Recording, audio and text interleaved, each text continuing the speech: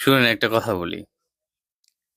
জুলুমকারী, অন্যায়কারী, আপনি যেই কারিই হন না কেন, আপনি যেই তরকারিই হন না কেন, মনে রাখবেন আপনার বিচার কিন্তু একদিন না একদিন হবে।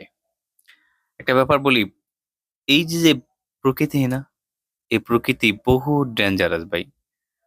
কাউকে ছাড়বে না, কাউকে না। আমি যদি কোনো ভুল করি বা আমার সাথে কেউ যদি ভুল করে, তাকেও ছাড়বে না এই প্রকৃতি।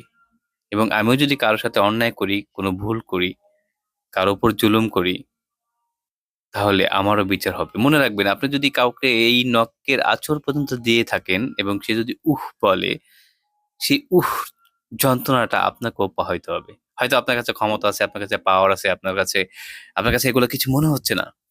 কিন্তু একটা সময় গিয়ে বুঝতে পারবেন। আপনার হয়তোবা তখন মনে পড়বে, ইস! ওই লোকটার কাছে যদি একবার ক্ষমা চাইতে পারতাম, ওই লোকটাকে যদি বলতে পারতাম, আমি তোমার সাথে ভুল করছি, আমাকে মাফ করে দাও। কিন্তু তখন আর মাপ চাওয়ারও সুযোগ পাবেন না। প্রকৃতি এতটা নিষ্ঠুর যে আপনি যার সাথেই যে অন্যায় করেন না কেন তার বিচার আপনার হবেই হবে। প্রকৃতি সেই বিচার করবেই করবে। এই প্রকৃতিটাই এমন। তো কথায় আছে, আল্লাহর বিচার দুনিয়ার বার। আসলে দুনিয়াতে আপনি মানুষের উপর যদি জুলুম করেন, মানুষের সাথে অন্যায় করেন, মানুষের হক মেরে খান, তাহলে সেই বিচারটা আল্লাহ করবেন, এই প্রকৃতি করবেন। কিন্তু যদি আপনি আগেই বুঝতে পারেন তাহলে সেই মানুষটার কাছে ক্ষমা চেয়ে নেবেন। ভালো থাকবেন সবাই।